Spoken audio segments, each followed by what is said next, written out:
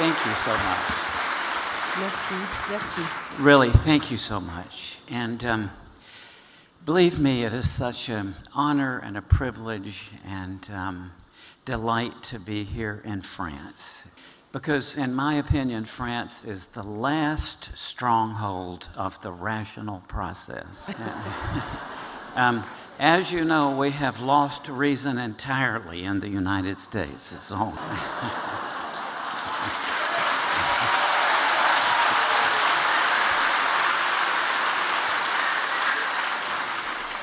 Thank you so much. Merci beaucoup. I want to begin by thanking Jean Stone and Guy Tredaniel. Yes, thank you.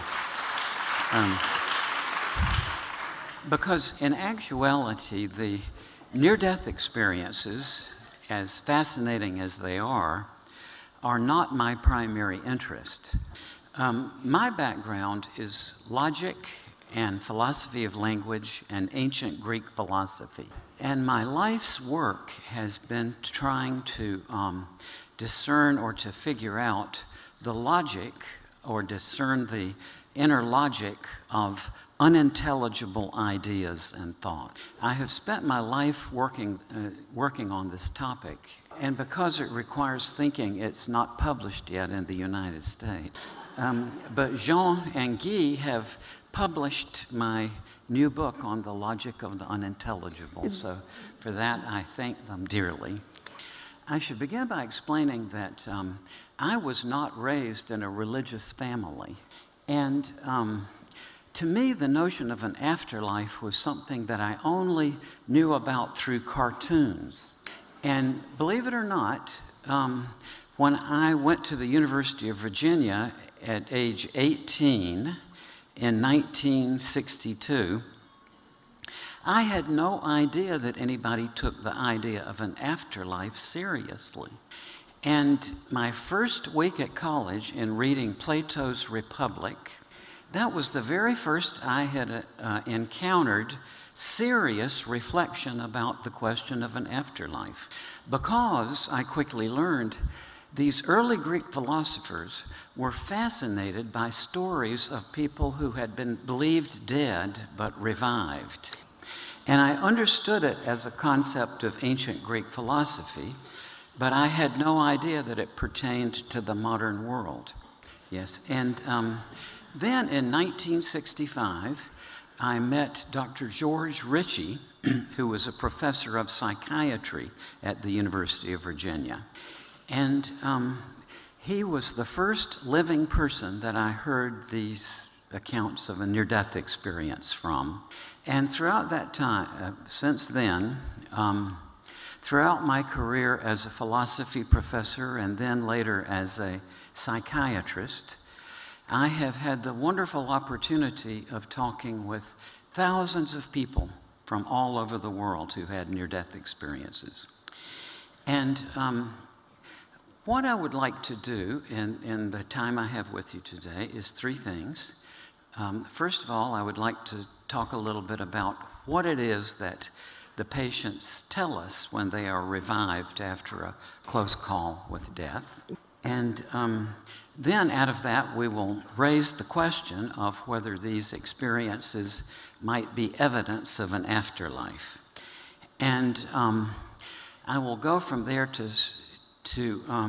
state what I believe to be the central question of this, which was beautifully raised at the beginning by Professor Lambert, who pointed out that there is a very great conceptual gap between the kinds of phenomena and experiences that we regard as religious on the one hand, and on the other hand, the domain of scientific inquiry.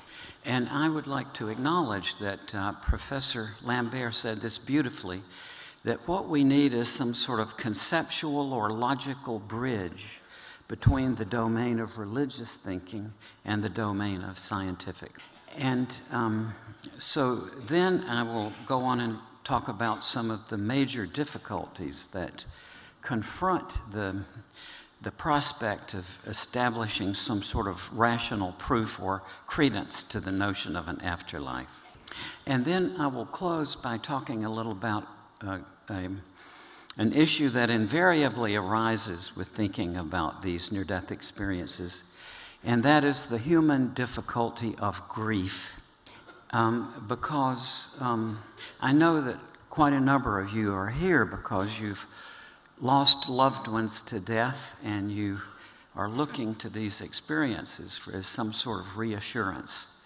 And I want to say, too, that I understand. I lost my first child in 1970. He was only 36 hours old, but to me, that was 9 months old. And I must confess, I have never gotten over that. Grieving is a process. I'm not sure that with the loss of one of your children, that it ever really comes to an end. Okay, so to begin, and by now, we all understand, I think, the basic pattern of what people tell us when they almost die. That is that at this point where often they hear their doctor or nurse or someone else say something like, "Oh my God, he's dead," or "We've lost him." And at this point, people begin to enter into a transcendent experience that changes their life. I have heard so many times from patients the following words, namely, "I have never been so alive as when I heard that doctor say I was dead." Because what people say is, at this point, they seem to leave their bodies. They get out of their bodies and they rise up, typically to a point over their physical body. Or sometimes, for example, Socrates formulated this same thing by saying, not that I got out of my body, but that I withdrew from my body. And I think that's an interesting distinction, because to say I got out of my body sort of puts the locus of self-identity in the body. But Socrates' perspective was, I withdrew from my body, whereas the perspective is from out of the body. And people say that in this state, they say that they can see clearly what's going on down below them. They see the doctors and nurses trying to resuscitate them.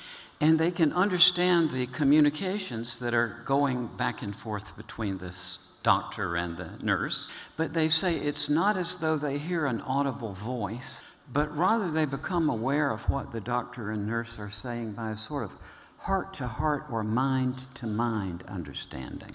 And at a certain point, they realize that this is something to do with the process of dying. And they say at that point, their consciousness passes through a tube or a tunnel or a passageway of some sort, and they come out on the other side into an incredibly brilliant and warm and loving light. Far brighter, they say, than anything we have ever experienced while we are alive. And in that light, they tell us often that they see relatives or friends of theirs who have already died. And these loved ones are there almost in the role of a greeting committee to help them across this divide. Incidentally, when people report this experience, they say it's not like seeing the physical form of a person there. There is a form, but it's not a physical form that they find very difficult to describe. But they recognize their loved ones through the sense of personal presence and through the memories that emerge and so on. And at some point, the way it's often described to me, they say that the light grows brighter and everything else just sort of disappears.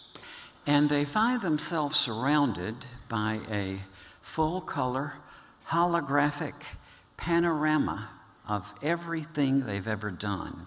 And interestingly enough, because language is sequential, that when they report this panorama to us, they must recount it as though it were sequential.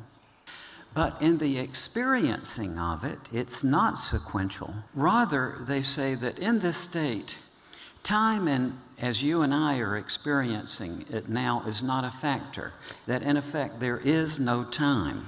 And they say that each event or action they see in this panorama, instantaneous panorama, that when they review it, they do not review it through the eyes and feelings they had when they were doing the action.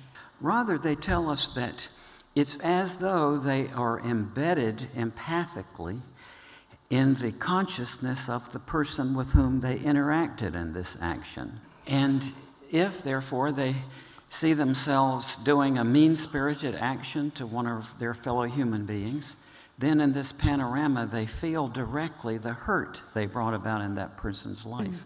Or they say if they see themselves doing a kind-hearted action, then they feel the good feelings they brought about in that person's life. And so I want to pause at this moment to say this, that one thing I always teach my logic students is, from any bit of information or data that you're trying to draw a conclusion from, it's always best to draw the very minimal conclusion you can, because then you're safer. And so as I reflect on it, quite apart from any questions about the afterlife, I think that we can, with absolute safety, draw a conclusion from these life reviews that to me is utterly startling in its implications. And that is, if you think about it, what this means is that at least for some of us, life is a two-phase process. That is, first we live life forward as the actor or protagonist. Then at the end of life, there's this turnaround, and we review identically the same action from the point of view of the other characters involved. It makes me wonder whether people who have had a profound near-death experience, when they come back from it, are therefore in a third phase of life. Heraclitus said this very beautifully, I think. He said that those who have survived an apparent death, he said, are appointed to watch over the living and the dead, that they have a sort of intermediate position in life. The Greeks call them the walkers between worlds. Now, obviously, all of these people with whom I've talked anyway have to come back. And here we have an interesting variation. Some people say they have no idea how they got back. At one moment they were in this light, the next moment they were back in their bodies with no sense of transition. Others will tell us that they were told they had to come back. They have things left to do. And incidentally, I've never met anyone in all my career who understands why they were sent back. They were only told, you have to go back, you have things left to do. But they're not given any clue as to why. And that must be, if you think about it, a terribly frustrating state. Others are told that they're given a choice. They say you can either go back to the life you've been leading, and or else you can stay in this state that you're in now. Yes, and the most common reason people give why they came back is they had young children left to raise. And they say that for themselves, they would rather have stayed in the light, but they chose to come back to serve their children. Also, I was a forensic psychiatrist working for a while in a maximum security unit for the criminally insane. So my daily work was to talk with people who had committed homicide. And just recently, I found about the most astonishingly interesting case that involved a homicide. Yes, and this was a case of a young woman who was assaulted by a serial killer in Colorado, and she narrowly survived. But she saw another woman be killed by this man. So she was taken into the hospital, and it was really a miracle that she lived. But the homicide investigator in this case reported that when she was finally able to interview this woman who almost died, she said the woman said that during her ordeal, she was almost dead and she went into the white light. And she was told that she had a choice, that she could either stay in the light or she could go back to earth. And she told the detective that the reason why she came back was that she knew that she was the only one who could identify the serial killer. And indeed, she did testify at the trial in which the serial killer was convicted, and she was the essential witness who was able to say who it was. Now, when people get back, then the interesting part from the point of view of a psychiatrist occurred. Because people who have this experience, their life afterward is deeply affected by what they experience. And one thing I have observed as a psychiatrist that is just astonishing to me is that every patient I ever had, I realized was chasing something. Some people are chasing power. Some people are chasing fame. Some people are chasing money, whatever they're chasing. I remember after a few months of this, I went to my psychiatric supervisor, John Buckman. And so I said to John, John, this is really interesting. Everybody, all these people seem to be chasing something. Some chasing money, power, or fame. And I said, because I can't relate to it because I'm not chasing anything. So John smiled and he said, how old were you when you finished your second doctoral degree, Raymond? And I said, 30 years old. I got the point. I've spent my life chasing knowledge. But whatever we're chasing and whatever one has been chasing in life, when people come back from this experience, they say that what they realized through their experience, that what this life is all about is learning how to love. I immediately want to go on to say that people say that it doesn't make that task much easier to have had a near-death experience. They come back with this vision of the importance of love, but that it's very difficult to put that into practice on a day-to-day basis. This wonderful psychiatrist that I mentioned earlier, Dr. George Ritchie, one day in 1976, he said to me, Raymond, this experience makes your humanity even more of a burden in a way. And George was a very kind-hearted and polite person. And he wouldn't have said it this way, but I'm going to put in plain terms what he was getting at. And that is, let's face it, it's very difficult to get through the average day without wanting to choke at least one person. And that remains intact. You still have things where you fly off the handle and say things you would wish you hadn't have. But it does give people an ideal, I think, to strive for. Now, another thing that people say is that after this experience, they have absolutely no more fear of death. Not that they would want to die in a painful or unpleasant way, but that they are completely comfortable as death comes, that they are no longer afraid. Because they say that their experience convinces them that what we call death is simply a passage into some other realm of existence.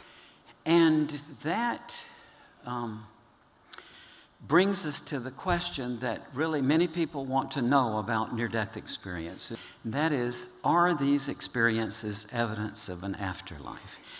And we all know the standard objection to that, and that is that people say, well, what's going on here is that when the oxygen flow is deprived to the brain, then this creates a hallucinatory phenomenon. So this is an illusion that is caused by the disturbance in the brain function. And I want to say that I have never really taken that objection seriously. And the reason is two reasons. The hypothesis, the philosophical position, called epiphenomenalism is the claim that consciousness has no independent reality, that it's simply an artifact or an offshoot of the primary and only reality, which is the brain substance and the electrochemical reactions going on in it. That's right. And in reality, it may be nice to pretend otherwise, but in reality, the mind-body problem is still a philosophical problem. That's right. And it's not yet a problem that can be empirically confirmed or denied. And also another reason that I reject the oxygen deprivation hypothesis is that it is very common for bystanders at the death of someone else, that as that person dies, the bystanders themselves have all of these features that we call near-death experience. The bystanders talking about at the point of the death of their loved ones, they themselves may leave their bodies and travel partway toward this light with their dying relatives. And incredibly, that includes even this panoramic life review. In some cases, the bystanders empathically co-live the dying life review of the person who passes away. In about 1989 or 90, I met a woman, an elderly woman, who told me that as her husband was dying in the hospital, she was embracing him. And as he was dying, she found that they were surrounded by this panorama of scenes from his life. And she was conversing with her husband about the scenes in this panorama as he was dying. Maybe we can understand that a little bit when it's a close loved one, but I have cases in which the same phenomenon was reported, for example, by a physician who was called to the emergency room to resuscitate a patient that he had never known before, and told me that as the patient was dying, he was surrounded by these images that he gathered were the life review of his dying patient. And I must confess, I don't know about you, but this idea that somebody might be a co-spectator in your life review is very uncomfortable to me. I'm not even looking forward to my own life review, much less having a spectator there. So what these shared death experiences as they are show, I think, is that some other factor or factors than oxygen deprivation to the brain are involved in these experiences. About 2 years ago, lecturing in Italy, and after my lecture, a surgeon approached me. And I should say that you could tell by this man's eyes that he had experienced something that had deeply changed him. So he took me aside and he related the following experience. Some months before, he had been doing an elective surgical procedure on a fairly young man who was in overall good health. And there was just no thought that anything bad might happen during the surgery. But during the surgery, the man did suffer a cardiac arrest, and the surgeon was unable to revive him. So he told me he was astonished and unbelieving and just say, "Oh my God, what happened? How did this happen? What am I going to tell the family?" And so suddenly, he said, the operating room doors swung open and a woman came in raving and yelling. He said at first he thought this woman was psychotic. But you know how when you're stressed, it's hard to understand what somebody else is saying to you. So he said he couldn't understand what she was saying, so he had to focus on her face to try to figure out what she was saying. And he said he realized what she was saying was, "My husband is not dead." She said, "I was out in the waiting room and my husband came to me and he said that you think he's dead and I should come in here and tell you that he's not dead." And so he said he doesn't even remember resuming the resuscitation. He went on automatic. And he said, Mais il after l'a a fait. while, the man's heart started beating again. And he told me that he was actually there in the recovery room when the patient regained consciousness. And so he said the patient said to him, I was out of my body up there, and I could tell you thought I was dead. And I kept trying to tell you I wasn't dead, but you wouldn't hear me. So I went out into the waiting room to tell my wife to come in here and tell you that Donc je I'm suis not allée dead. dans la... And really, I could relate to you many other equally puzzling accounts that have given to me by physicians who were had similar experiences when they were dealing with patients during resuscitation. And I am temperamentally a skeptic, although I don't like to use that word because it has been misconstrued in the general vernacular. The skeptical movement, no matter what modern day how people use that term today, the skeptical movement was initiated by Pyrrho of Athens about 20 years after the death of Aristotle. And the essence of skepticism is that, number one, it arose in the context of logic because Aristotle had codified logic, the very logic we use today, about 20 years before. Étudier la logique. So what this Pyrrho thought was, he thought, well, we now have a system of rules and procedures that enables us to draw a conclusion. That's what logic is. So Pyrrho asked, what would happen if we don't draw the conclusion? And that is the essence of the skeptical movement. And what they found was that if you practice that method assiduously of refusing to draw a conclusion, then two things happen. Number one, it expands your mind in a way that's very desirable for it to be expanded. It's a very pleasant experience. And secondly, if you think about it geometrically and everybody else is running in this direction to get to the conclusion, then if you think about it geometrically, what that does is that it opens up your peripheral vision and you see side pathways of inquiry that everybody else had missed because they're focused in this direction. And I think, to acknowledge it frankly, the issue of life after death is a very difficult question to draw logical inferences about. That's the reality. In my own opinion, I should say at the beginning is that I am not a parapsychologist, because I think that in 2017, the question of life after death, which is the most important question of existence, is not yet in a situation where it can be confirmed or disconfirmed by scientific method.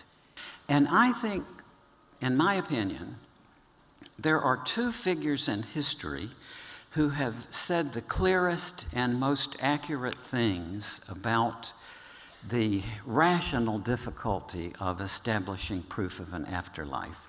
And the first is Plato. I think that Plato's Phaedo is clearly the best, most clearly argued and thought out contribution to the question of rational proof of an afterlife. One of Plato's big points in that dialogue is, I think, a very important point to realize, and that is that whenever we think about the afterlife from the point of view of the rational process, there are always two important factors we have to take into account from the very beginning.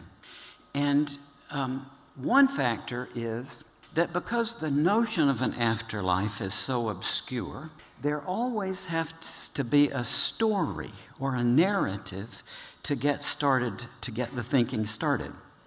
And incidentally, the Greeks knew about the same kind of narratives that we know about. I got out of my body, I went through a tunnel into a light, I came back to my body, and so on. The same kind of story.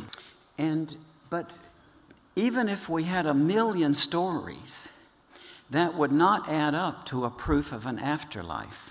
What we need in addition is some set of concepts that can lead us from the experiences to the statement that there is life after death, some set of concepts.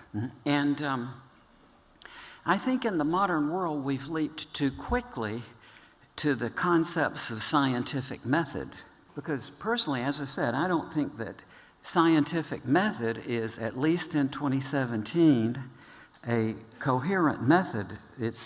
The afterlife is not yet a scientific question. So we need some new set of concepts to lead us forward in the investigation of life after death. And I think that that was best stated by David Hume, who lived from 1711 to 1776. Hume was one of the founders of the scientific mind because he explored the notion of causation and the inductive logic that we use in science. And I'm going to quote for you what Hume said, and I think that if you follow these words along in your mind as you hear them, that you will see that what he said was very accurate.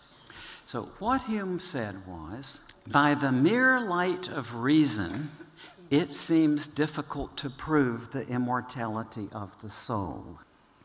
Some new species of logic is required for that purpose, and some new faculties of the mind that they may enable us to comprehend that logic. And that, I think, is the actual situation. The logic we have and the cognitive faculties that we possess at present are simply insufficient to get rational enlightenment on the question of an afterlife. And I think Hume was probably implying that that was impossible. Because if you think about it, Aristotle's logic has served us very well for 2,300 years. And also, we think we know our minds fairly well, and it seems very unlikely that we could have mental faculties or cognitive faculties that would enable us to comprehend any sort of new logic.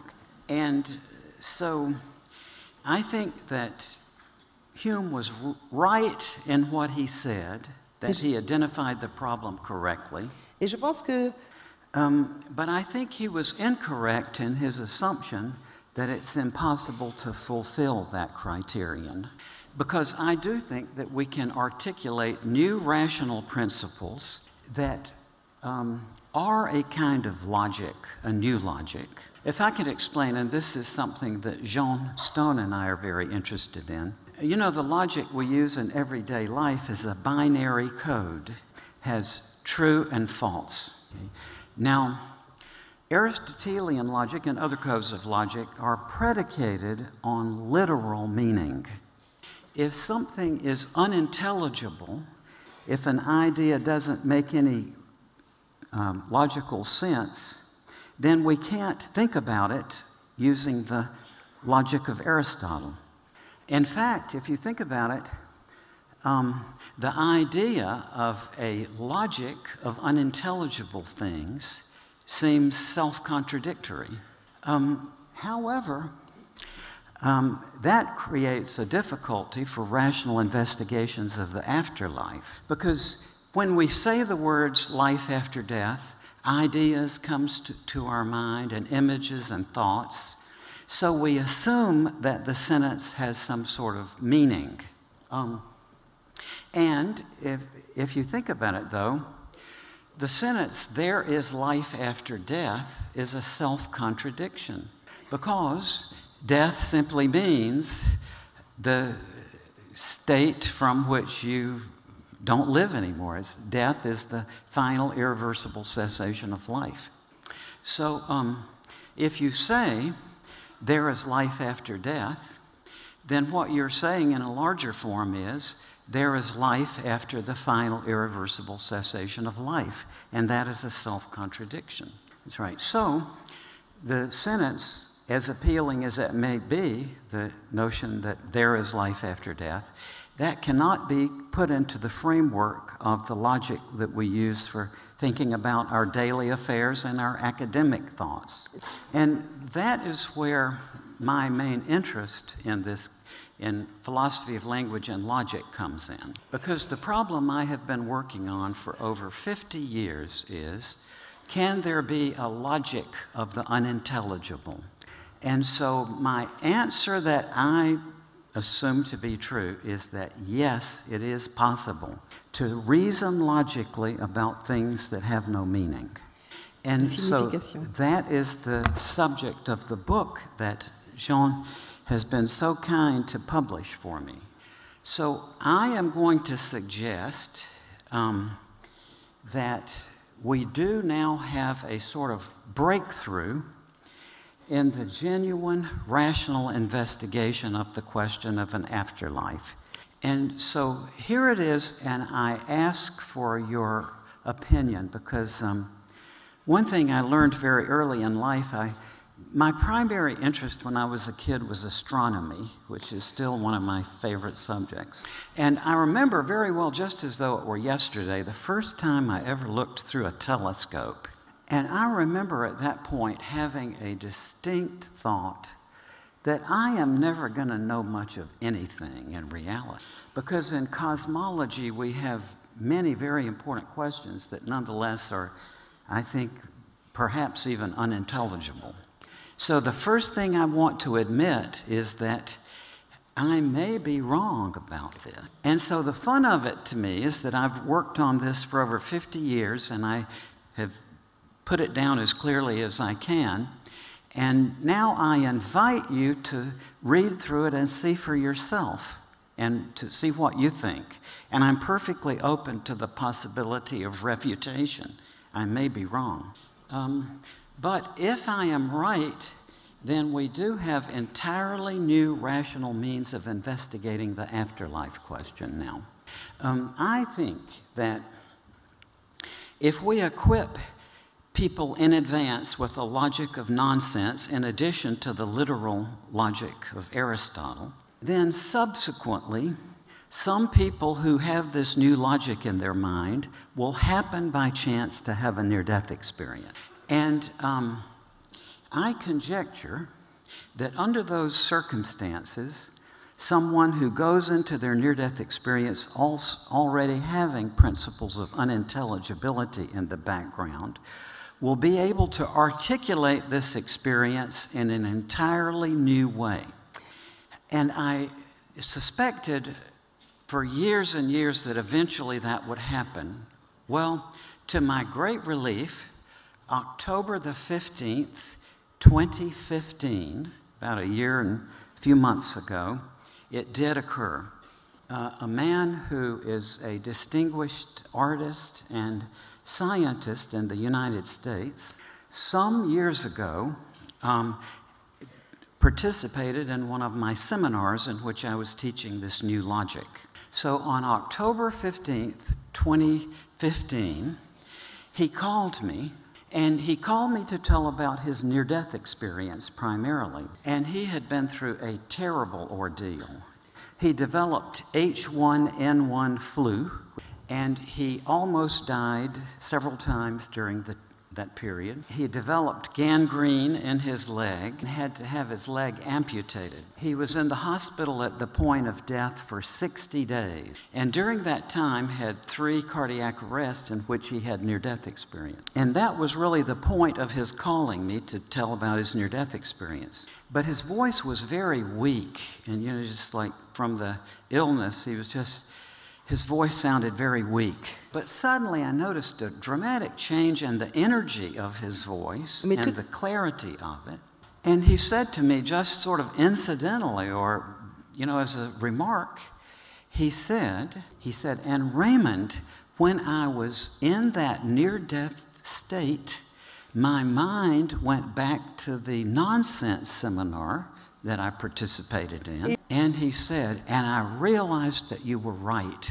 He said that in order to understand the connection between the other realms of existence and this realm, he said you absolutely have to take the unintelligibility axis into account. And I think that other cases of that will emerge. So I do think we have now a different rational modality to investigate the question of an afterlife. I want to conclude by saying a few words about grief, which is, I know, that's why many of you are here.